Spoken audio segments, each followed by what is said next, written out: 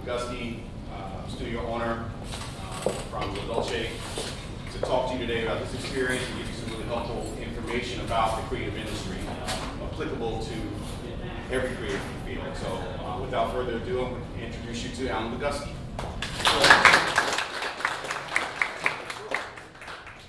I'm going to try to use the microphone. It's too loud or awkward if I don't have enough space. Yeah, that's good. My name is Alan Bogusky. I'm the owner of the Dolce Photography in the Manhattan section of Philadelphia. We are a full-service photography studio. We also specialize in the area of actors and models. We place actors and models.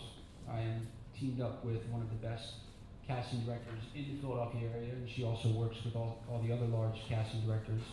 So that's our business as a whole. Our business as a whole is full-service photography. We do, anything from the families to the kids to the intimate shoots to headshots, a lot of business portfolio things, a lot of actor portfolio, model portfolio.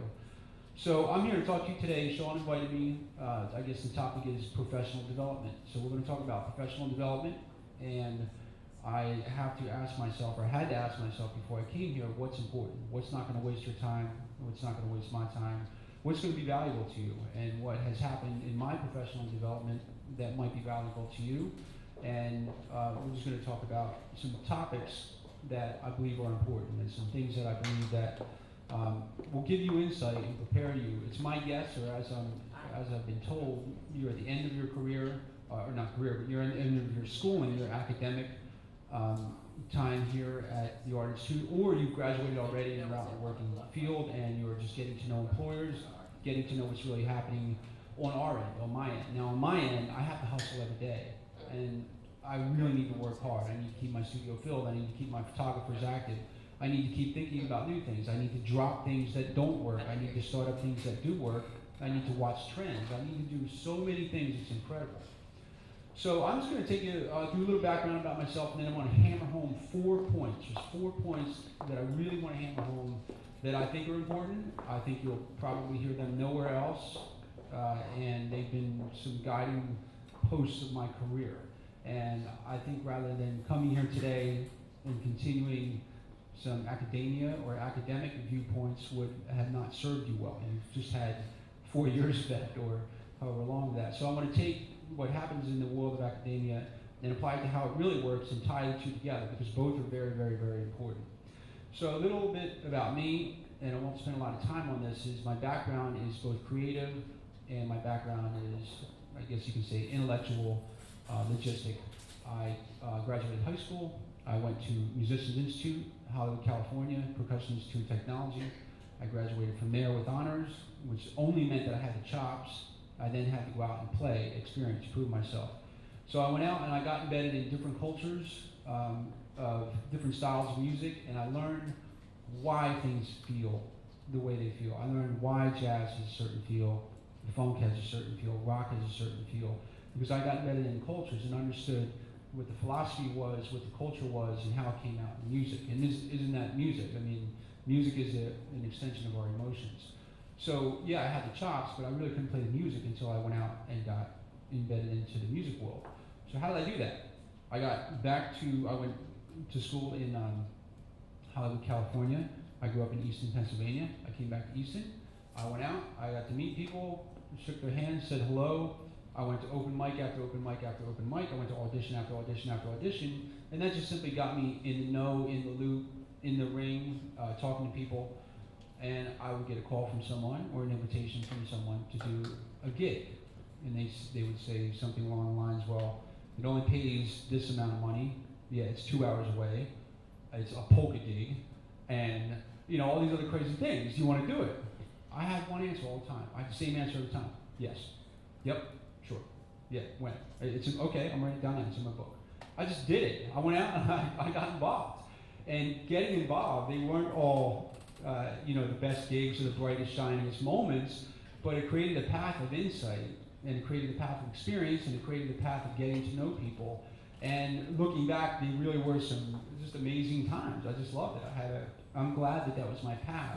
Now, I wouldn't have wanted to stay on that, and I wanted to get to the next level as soon as possible, but I had to go through that, so that's what I did.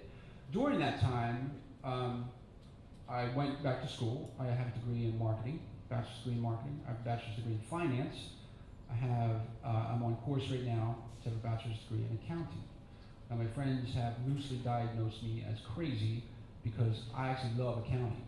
I love it. I can't wait for the next homework assignment. And no one loves accounting. No one's supposed to love accounting, and I just love it. So I love to learn. I love to keep going. I'm around the creative environment every day. I have, I just kind of take it upon myself, and I've always taken it upon myself to do things and not fit the mold. I was a creative director in a design firm. I'm not a designer. I was the last in line to decide if novels get published. I'm a good writer, and my professors wanted me to put on the course to be a writer, but I chose not to do that. That's a lot of reading and a lot of writing, and I just chose not to do that, but I love it, so I got involved in that manner. I was last in line to decide if scripts got made into films, and we would go out and get the financing and make films, and I got involved in that whole arena. So now I own a photography studio. I'm not a photographer.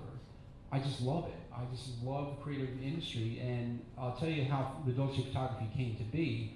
I'm first and foremost a music producer. Now I do have nearly 20,000 hours of time behind a console, producing, engineering, mixing, and even more time than that. I have nearly 2,000, plus or minus 2,000 live playing shows. I played from, with every band or artist from the local come-up bands all the way to, signed to Interscope, toured all over the country, played all the big festivals, played Bonnaroo, played, we really blazed that trail.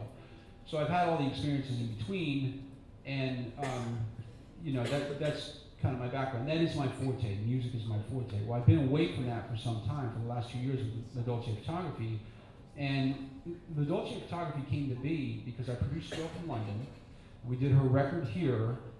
She went back to London, and we had a Skype call.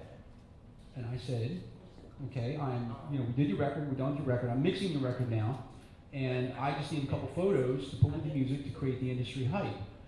And it went silent on the other end. She sent a link over, and she said, hit that link. It was on this laptop. She hit the link. And a website came up of, it's just the coolest studio I've ever seen in London. And it was just, to me, what a studio should be. And it's kind of looked like that. That has a lot of, that's my studio, the Dolce Photography. It has a lot of other rooms in it and so forth. And I just thought it was the coolest thing I've ever seen. And she gave me an earful. She said, you're sending me there. I'm not going anywhere else. And if you send me anywhere else, you're not getting photos. So I said, great, we'll send you there. And it was first-class service front to back. It was a first-class operation. They did a great job with photos. Did a great job handling me with booking her. She's very difficult with her schedule at times. She's an artist. That's something you deal with in the music industry, in all industries, all these creative industries.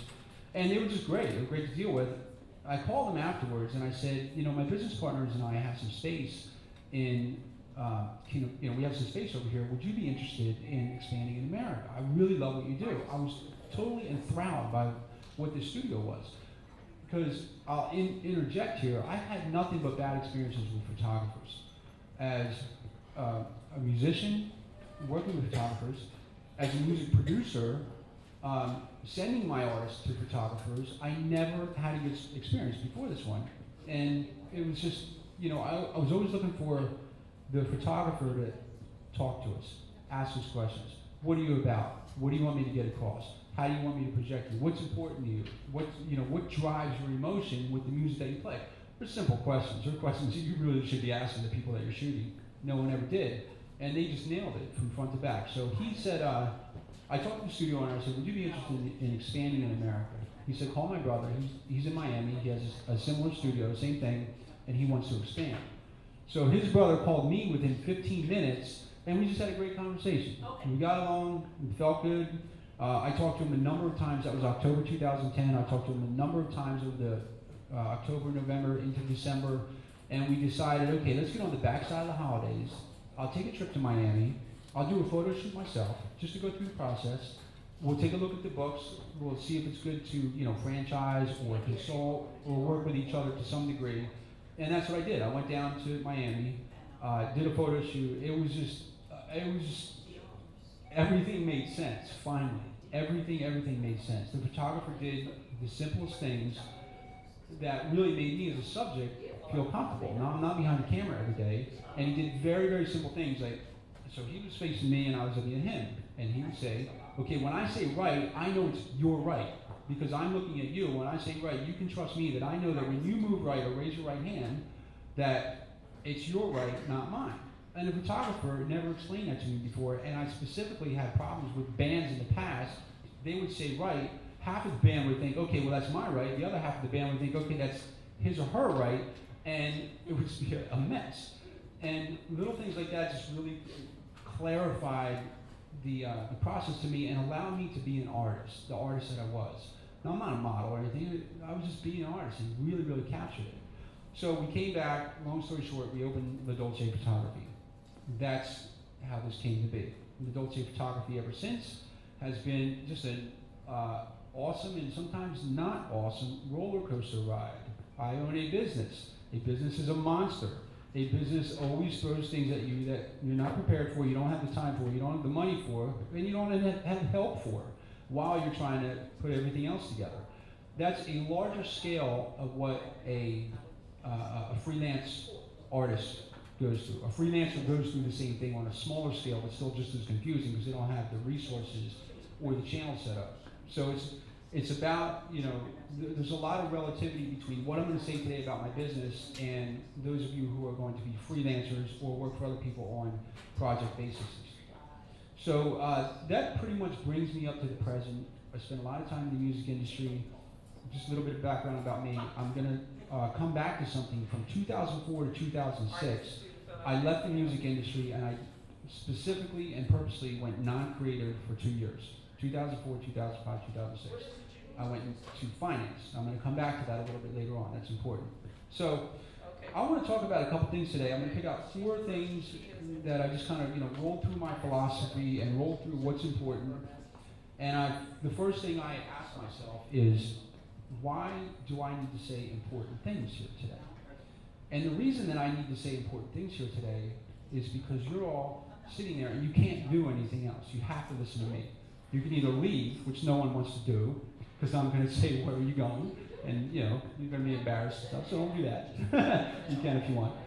But the other reason is you can't do anything. You have to listen to me. I'm the same situation. You're an audience and I'm a band. The reason that bands need to be great is because they're loud. And when you're in the audience, you can't do anything if a band sucks. You can't talk to your friends. Maybe you can look at your phone, but you're trapped. You can't do anything. It needs to be important.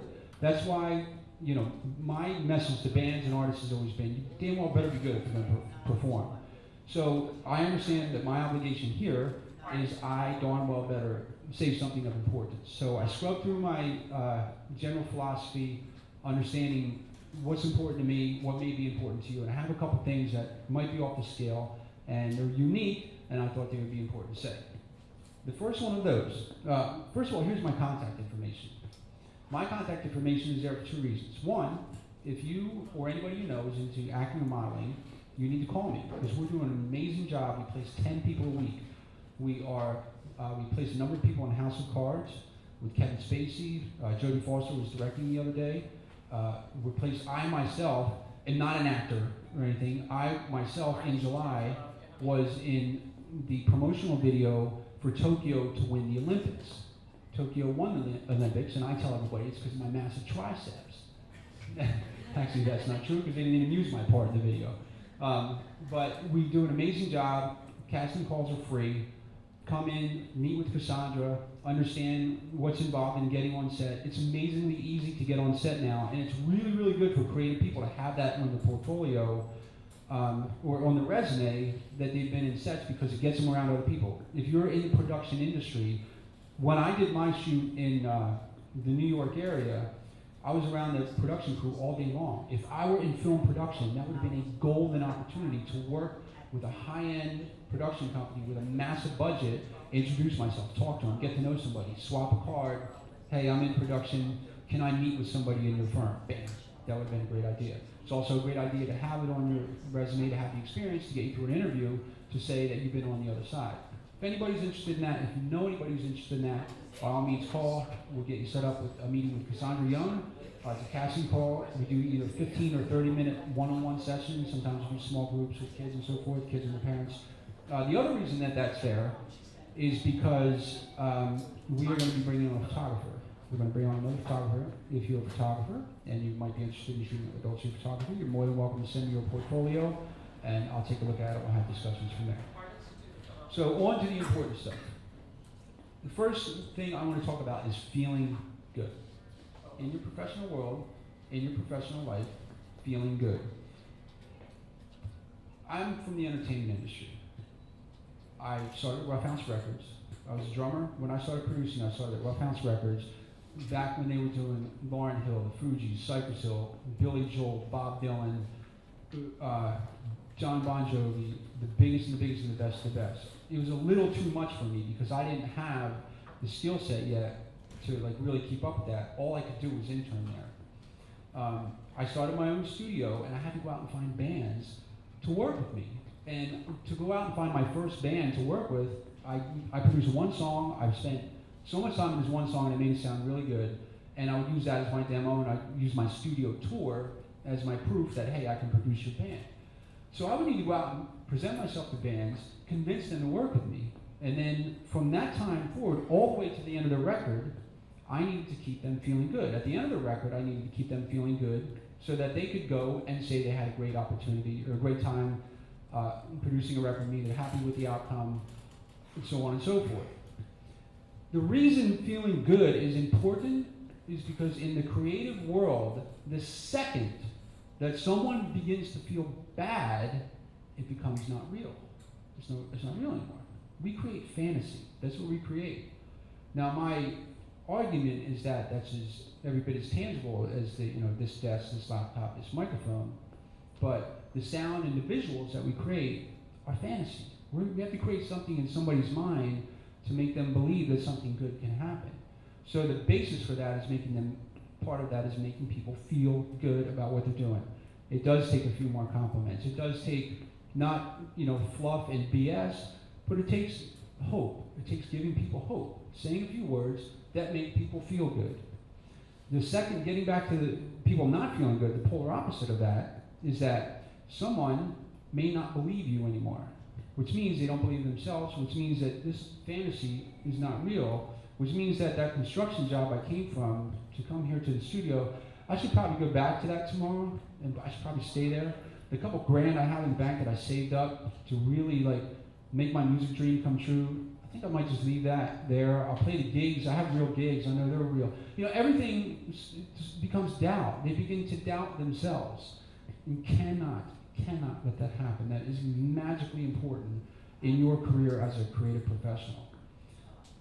One of the things that I'm noticing, and that other people who have been in the industries and creative industries are noticing, is that it's not, the come-up groups don't practice feel good anymore.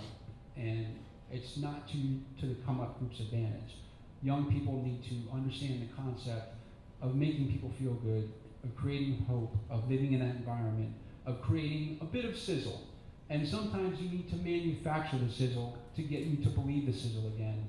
But that's what we have to do, because that's what we're creating. We're progressing forward and pushing forward to create fantasy, and then that fantasy creates reality. The reason that many people would show up to the shows and the bands that I came up in is because we created that and pushed it forward. And that's where feeling good comes in. So, Sean Foster called me a couple weeks ago. Alan, you want to come do a career development day at Art Institute Philadelphia? Yeah, sure. Why not?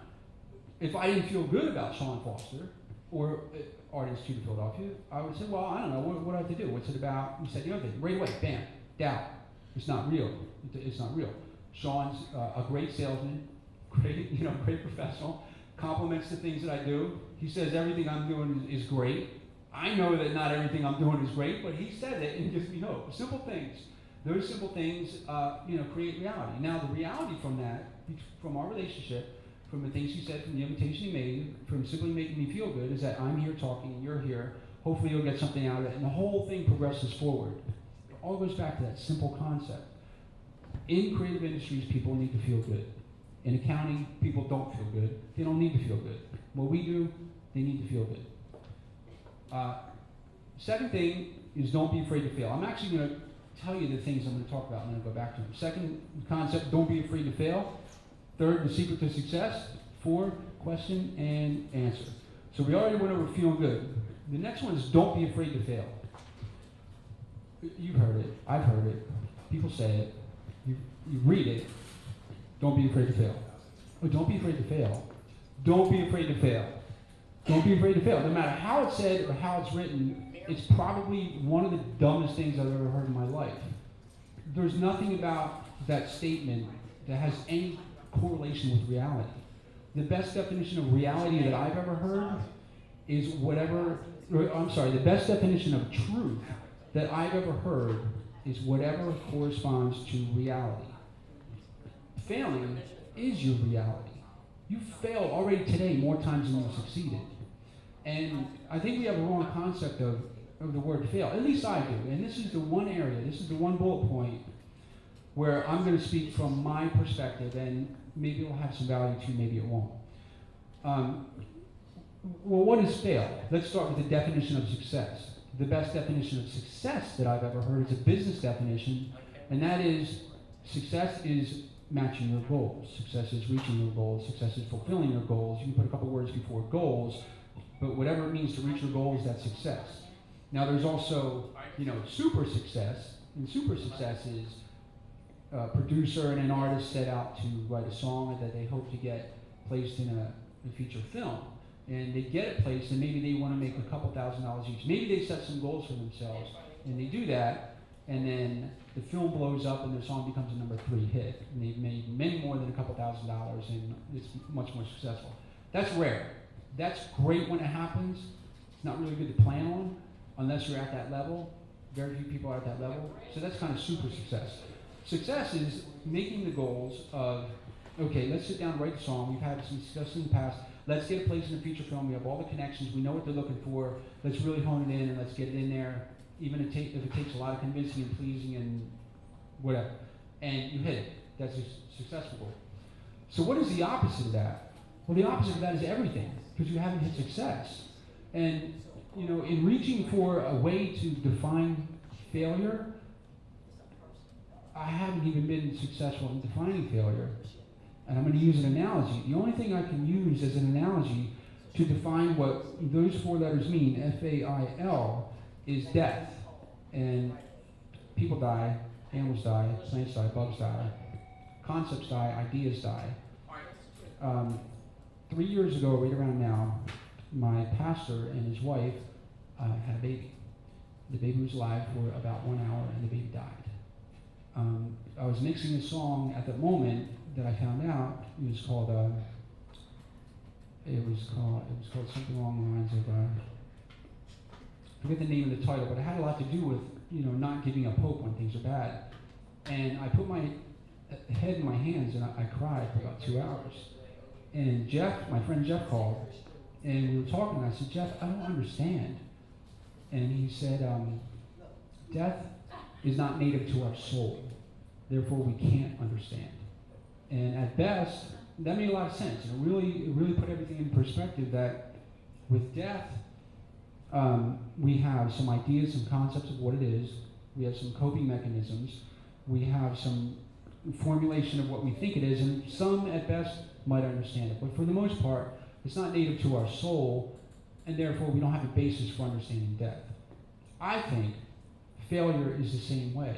And the best definition I've heard of, or it's not even a definition, but the best concept I've heard around the idea of failure, I've heard just recently, and I'm sorry, I don't have the source of the quote, but there are no failures, only results. And I believe that to be more true than the idea and concept that we have of failure. So, I have a studio, and clients come in, and they go home, and they leave, and we deliver their stuff. Well, my process from beginning to end has been just about flawless from day 1 until now. My clients love the place. Everybody had a great time. Everything goes great. Where I fail, where I not succeed, time after time after time, from day 1 until now, is on delivery. I'm always late in delivery. We're always late in delivery. The retouches are always behind. The prints are always behind. Something always goes wrong with delivery. I really have to catch up in that area. So I have to ask myself, am I failing? Well, if you would break it down in each of the areas, you can call that area of delivery fail or not succeeding. But, I said to my brother, I said to some other friends of mine, I said, I feel like I'm failing. And they had the same reaction to me saying that as Jeff had when I said I don't understand. They had this quizzical look on their face, and they would say, well, I wouldn't look at it that way. Or they said, no, that's not the right way to put it. They would say things along those lines. Because I'm not failing, I'm just not succeeding. Everything's not up to 100%.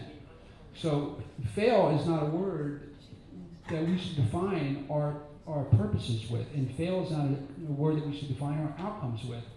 When I realized that, my whole perspective on my business and my life changed, and my hope changed, and my feeling good changed for my future as a creative individual. I see things as either hitting the goal mark or not hitting the goal mark. Now some things are wildly outside of hitting the goal mark, but maybe they could be called failure. They're kind of out of the range, but for the most part, it redefined me and redefined my perspective on how I treat my professional creative industry. It's more important in a professional creative industry than it is in accounting. In accounting, it's either right or wrong. In our creative professional industries, we create fantasy, we create perception. We have to create something that's not there yet. I have to create a band who makes a new style of music to have an audience in a concert that people pay a lot of money for, with a lot of lights, a lot of lights and a lot of video and everything else. That's not there yet. I need to create that. So to be held up on the idea of failure or not failure, to be released from that has really helped me, and I really wanted to share that. And that's probably the most vague or the most personal thing that I wanted to say today. Hopefully that was any help at all to you. The next one, the secret to success. I changed that. I'm going to steer away from that. I'm not going to tell you the secret to success or my cooked up version of the secret to success. I'm going to tell you something else in place of that I was more convicted to say on the way here than that. And that is, I'm going to replace that with the secret to public speaking. Now, I'm not that good of a public speaker. I like it, I enjoy it, because I understand it. Public speaking is the #1 fear in America, in the world probably. It's the #1, it was #1 fear in the past, it is now, it will be in the future. We're creative types, so we feel a little looser about it. Maybe 60% of the people in this room it scares the hell out of, and 40% feel relatively comfortable with it. Some of you might feel great about public speaking. If you take anybody that's walking up and down Chestnut Street right now and pull them in and get their gauge on public speaking, it's 9 out of 10 would tell you that they're deathly afraid of public speaking. So I want to share a couple insights with you about public speaking. You're going to need to public speak. You're going to need to speak in a small group. You're going to need to speak in a large group. You're going to need to make presentations to people that you're becoming employed with.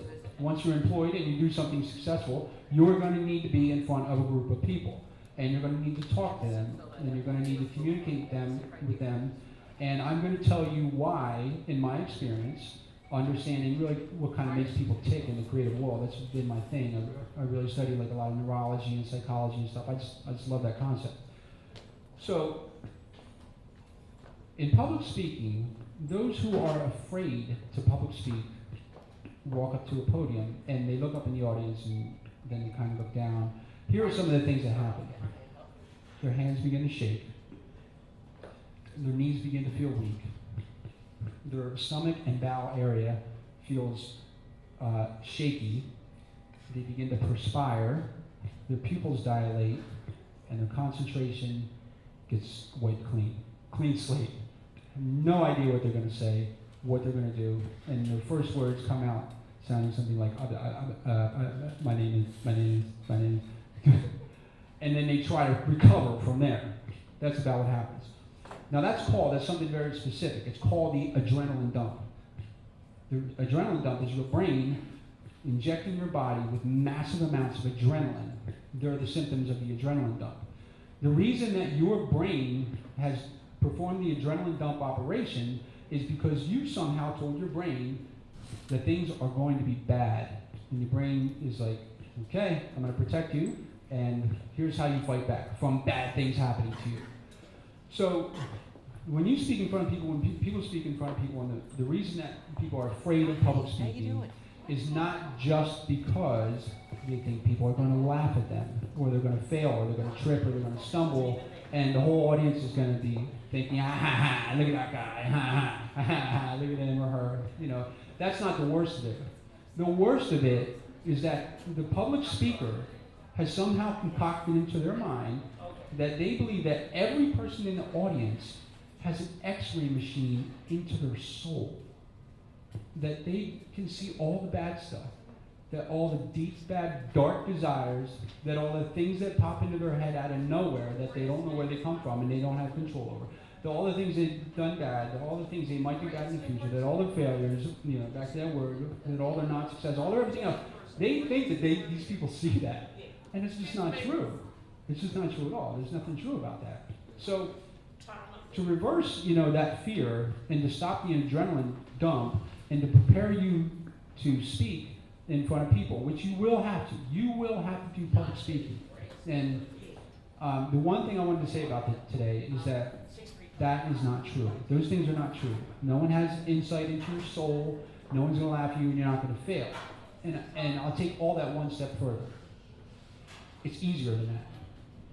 It's easier than that because all I, right now, as the public speaker, have to do is look reasonably well pleasing to look at.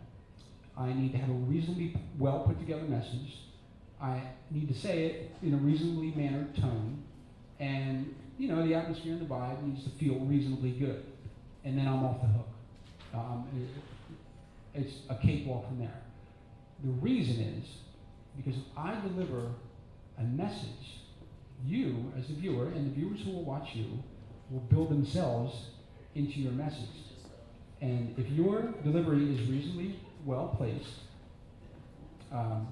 they're going to be thinking about themselves in your message. They could all be looking directly at you, and no one is even thinking about you. No one cares about you. It's not about you, it's about the message.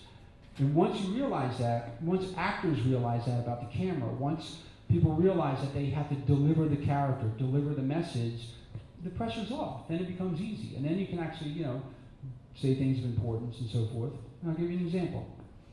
At my photography studio, we do model shoots. We do some model shoots. So the photographer is directing the model, posing the model. The model is moving, changing clothes, outfits. They fluff or zhush, as they call it, their hair. You know, reapplying makeup. The lights are going off, all different fashions. There's paper backgrounds with the infinity wall effect. There's brick wall, there's chairs, really cool eclectic chairs. The photography's going off, going off, going off. We see the finished product on the 27-inch IMAX screen. Wow, is that like amazing? Wow, it's so exciting. I can't wait to see them when they're finished edited. We send them to the editors. The editors do an amazing job of editing. Nooks magazine ready, bam, it's in a magazine. It's either in a magazine or it's on a website. A lot of posts, a lot of blogs, a lot of things happening, on and on and on. Now I just kind of made that up going along as I went along. But whether it's effective in that story or whether it's effective in a public speaker story, the truth is, or the possibility is, that every one of you, at some point in my story, saw yourself as the photographer, the makeup artist, the model, the retoucher, the studio owner, the fashion, fashion editor in a magazine, or something you made up in your head. Somehow you built yourself into that story. Whether you did or you didn't with my quick story, because it wasn't very good or too well delivered, is another story. But that's what happens, and that's why you don't need to worry about public speaking. People don't need to worry about public speaking, and when you public speak or speak to your group, all you need are the basics with confidence. Deliver your message, look reasonably well presentable, sound reasonably well presentable, and stay with it. And they will take from your message what you are delivering them. Hopefully that resolves the fear. That resolved the fear for me. I mean, when I first started public speaking, the same thing happened. It was just a meltdown, you know? And those things helped me. So that's not the secret to success, but that's the secret to public speaking. Question and answer. I want to say a couple things about question and answer before we do some question and answer. There is in your place, in your career now, as you finish school, as you go out to meet with people, as you go through interviews, question and answer has a magic to it that you might find very effective, as I put it this way. I'm going to tell you how to land out of your next 5 interviews, you're going to land one of those jobs if you do these things. I should say you're going to be in the top percentile of land a job. I'm not guaranteeing anything, it's up to you. The first step that doesn't have to do with question and answer is when you meet with employers or you meet with a prospect or you meet with a client that you want to sell to, or you meet with somebody that you want something from and you want them to want something from you, is you do your homework. Know who they are, do your background, research them, do reconnaissance, call people who know them. Do anything you can to get to know those people, even if they don't know you know it about them. That's support and helps you to prepare for your meeting with them, prepare for things to say. It's assumed that you're going to do that. I'm going to go back to 2004 to 2006, which is a really important time period as it relates to question and answer. I went into finance. I have, a couple degrees. I love that area. I've done a lot of that on the side along with doing music and so forth. So I went into the field of finance, and I worked for a friend of mine who started a company and with his family, and he was a former guitarist, toured all over the place, very similar circumstances. And he said, hey, come with our company. You're a good fit. This is all perfect. So I went and worked with him for a while, and I made a phone call to somebody, and they were really impressed with my phone call. It was a voicemail. And that person called me back and talked to me a little bit, asked me a few questions, and that person attempted to recruit me into their company. Now, I work for a small family business. There was a family drama going on, some things happened, and I thought, I better investigate this opportunity. So he said, I want you to meet with the regional manager. Met with the regional manager. She said, I want to send you back to meet with the person you talked to. He runs the biggest, best office, and it's so hard nobody can get a hold of that office. We think you're the guy to do it. We're looking at a couple people. We think you might be one of the guys to do it. I went back and met with him. That went great. He said, okay, now I want you to meet with the vice president of our division in northern New Jersey. Excellent. Let's go talk to him. So what happened at that interview was the same thing that happened at the other interviews, and I'm going to tell you what that is and why this has always worked for me. I went up to meet with the vice president of the division in North Jersey for, they do, I don't know how many hundreds of millions of dollars this privately held company did a year. He walked me to the window and showed me that the president of the finance division was leaving for the day in North Jersey, and he lived in suburban Philadelphia. Now, the company got this gentleman a helicopter to fly from North Jersey to the suburbs every day, for his work. And I knew that if I really landed this guy, I was going to be in a pretty good situation for a while. So we went back into his office, and I thought of this a little bit mathematically. An interview was broken into 3 sections. 47.5% of the time is section 1. 47.5% of the time is section 2. They total 95%. 5% is last. All have equal weight, though. The first 47.5%, as I call it, of your interview, you're going to walk in, sit down, be friendly, feel good, go all the way back to feel good, and just let them lead. Let them lead. You're going to start to ask you questions. Invariably, they're going to say, okay, if you keep your answers short, you want to lead them into asking you questions. So I led this guy into asking me questions, as I've done in the interviews before that, and I kept a tally in my head. I kept a chronological tally of what he asked me. So he would say, okay, so I see your resume, everybody speaks highly of you. Do you do X, Y, and Z? And I would say, well, sure, I do X, Y, and Z. And sometimes I do X, then I do Z, and then I do Y, and I'll tell you why that works for me. I'll tell you what good positive effect I've had doing that. I'm just using examples. I would say that, and then when I would get to a certain point, I would shut up, and I would make an awkward silence. So he had to ask me the next question. He would ask me the next question. Do you do A, B, and C? I do. I do A, B, and C. And I'll tell you, sure thing. Where you going? No, just kidding. That's what I said earlier. I'm just kidding. I'm having fun. Thanks for coming. So I would say A, B, and C, and I would say, but let me tell you something. I want to tell you what I don't do first. I want to tell you why I don't do certain things. I don't show up late. I don't complain. I'll tell you what I do. I do stay overtime a little bit. If something's at the 90% mark and I need to finish up the last 10%, I do that. You know why? Because I know that the last 10% is every bit as important as the first 90%. So if I have to say another 15, 20 minutes, that's what I do. And I start to plan them. I start to plant seeds in this guy's mind, right? So we go through that whole round, and then it comes to the second section of 47.5%. Either he or she will say to me, do you have any questions? Or I will say to them, you know, I have a couple questions. Would you mind if I ask a few questions that you can field, please? And they invariably say yes.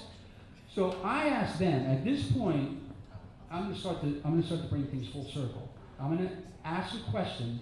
I'm going to say, in some terms, do you do X, Y, and Z here? I'm going to let them answer. Next thing I'm going to say is, do you do A, B, and C here? I'm going to let them answer.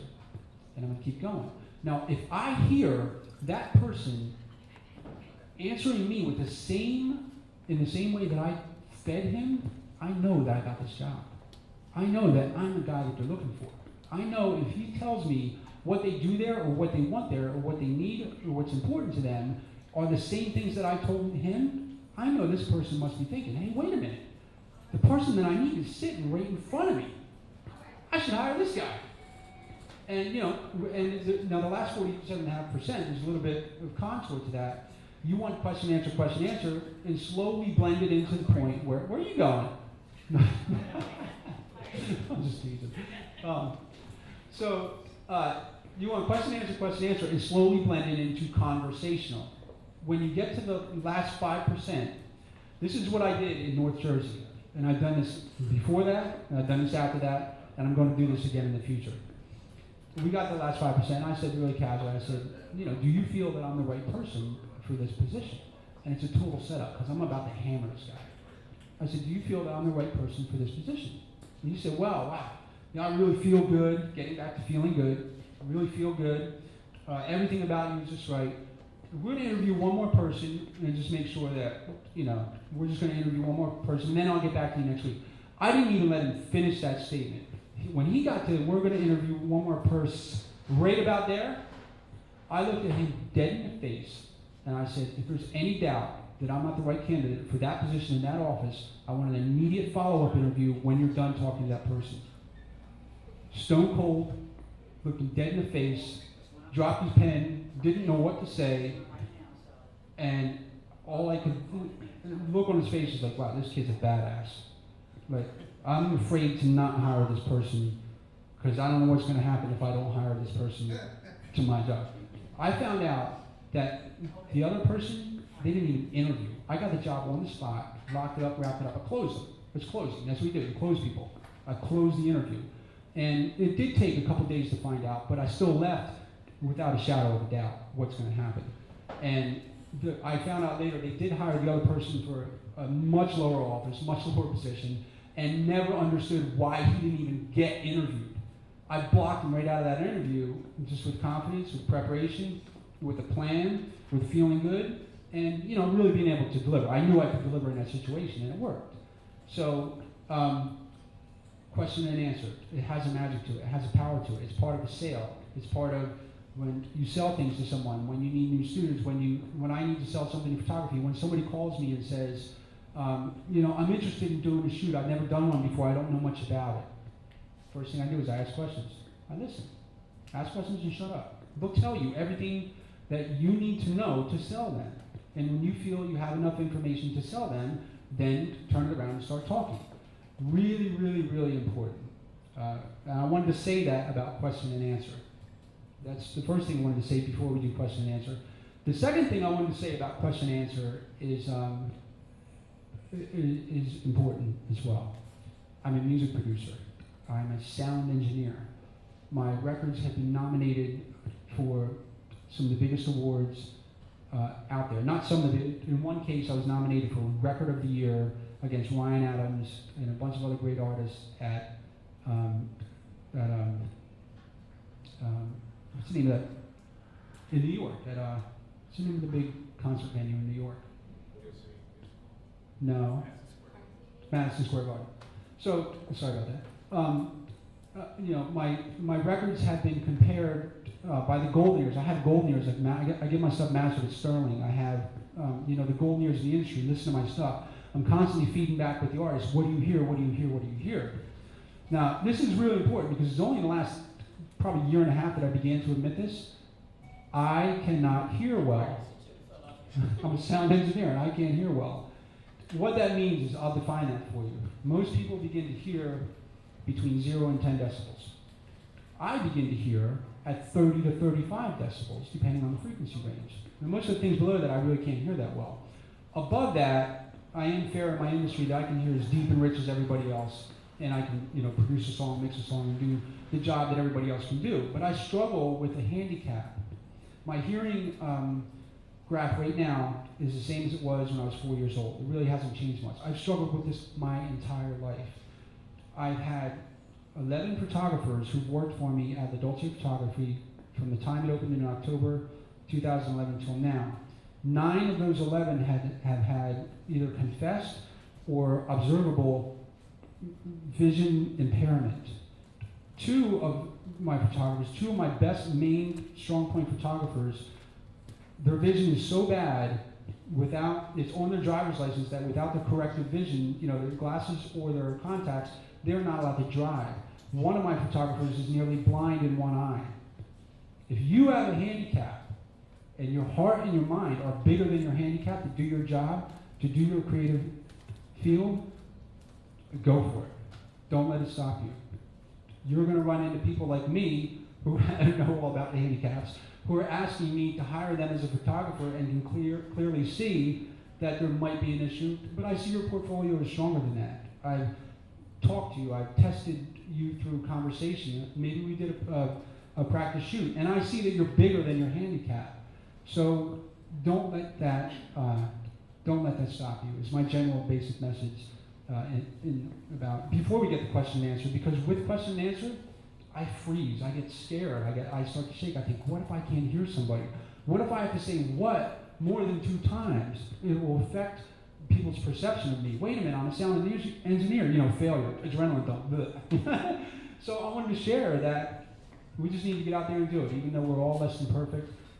If we have creativity that's bigger in our mind than our hearts, then our bodies will allow, and our bodies are reasonably well suited to still do the job, then you should go out there and still do the job.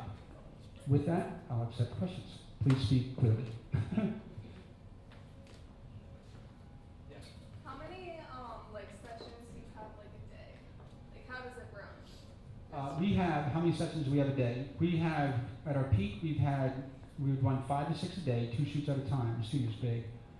Now we do 1 at a time.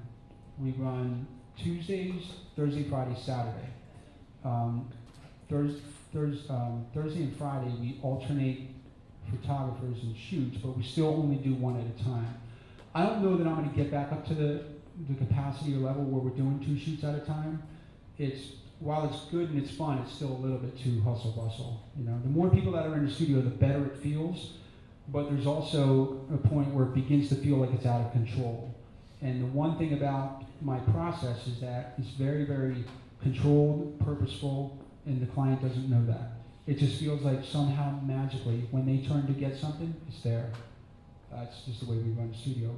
From being a music producer, I've taken that parking lot to parking lot idea where when a singer or a guitarist or something like that shows up to the session, they have to be under my emotional command from the time they get there until the time they leave. That's how I get them to peak and valley to give me the tracks that I want. We do the same thing at the studio, kind of giving away some secret sauce here, but that's what we do. So right now, that's how we have it planned out. Tuesdays we do the models and actors, and Thursday, Friday, Saturday we do everything else. And how long do they usually run? The span, the whole shoot? Well, the shoots used to be, the whole span of the shoot used to be 2.5 hours, because I'm not a photographer, I just did what they told me. I paid people to consult me on how they do it in Europe, how they do it in Miami, and I found out that they don't need to be 2.5 hours. Makeup always takes 30 minutes, if not longer, and we want it to take that long. We want it to be right, and I tell my makeup artists that they have to get it done in 30 minutes. If it hits 35, that's fine. And they always do a great job. My makeup artists are just phenomenal. They've always been. And then the shoot, depending on what they want, could take as little as 30 to 45, could take as much as 60 to 90, and it's rare that we need a shoot that needs more time than that, unless it's a lookbook or something. Well, then it's a 5-hour shoot, of course. But for one client, it's about that time. Yes. This might be a silly question. Do you have to have a graphic design department within your house? Do we have a graphic design department? We do not have a graphic design department. I really don't have a lot of need for graphic designers. I'll tell you what the studio, this is still under question. We were going to use the studio as a place where creative professionals can come, get a desk, work with each other, do a shoot, be in the mix with other creative professionals, very much like the idea of co-working, but this would be strictly creative co-working, a creative co-working facility. We're still on the fence of whether we're going to do that. It takes a lot of push and it takes a lot of drive, it takes a lot of scheduling to make that happen in conjunction with photography. Now, our main focus and main core is photography, and while I've been tempted to get away from that and do other things like create a creative co-working community space, I've since come back to the idea of I need to get photography better than I have it now, then I can think of those things. Does that answer your question? Yes. Yes. What programs do you use for the photography? We were doing viewings in Bridge, and now we use Lightroom. One of the advantages of, and you should know this, one of the advantages of, I own the studio, and I give people leeway to tell me how things should be done. One of my photographers literally walked me in a viewing room one time. He said, "Sit down."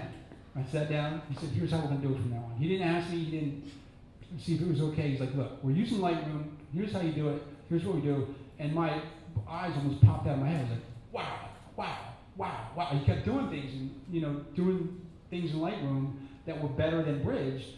And I was like, "Wow, wow, okay, deal. That's what we do." So that's what we use now for viewings. And then, of course, the retouchers use Photoshop and Bridge. Some of them use Bridge to get the overall filter settings right. They either do that before or after Photoshop, I'm not quite sure. But it's just periodically I'll go into Bridge to make a PDF to maybe send to a client. Most of all, we do viewings in Lightroom, and retouchers use Photoshop. Did somebody have a question back there? Yeah.